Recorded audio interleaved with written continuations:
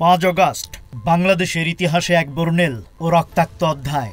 আজ এই দিনে বিএনপির ভারপ্রাপ্ত চেয়ারম্যান তারেক রহমান এক ভিডিও বার্তায় বলেন, মায়ের চোখে বাংলাদেশ যেমন, আমরা তেমনই একটি বাংলাদেশ গড়তে চাই, যেখানে ধর্ম, বর্ণ, মত, পথ নির্বিশেষে প্রত্যেক মানুষ নিরাপদে থাকবে।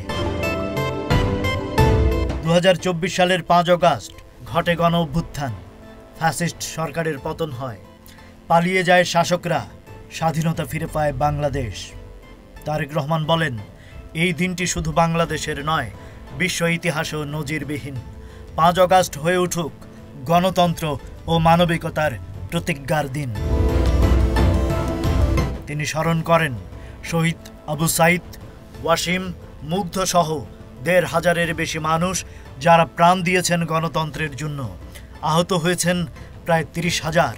71 ছিল স্বাধীনতা অর্জনের যুদ্ধ, আর 24 সালের 5 আগস্ট ছিল স্বাধীনতা রক্ষার যুদ্ধ।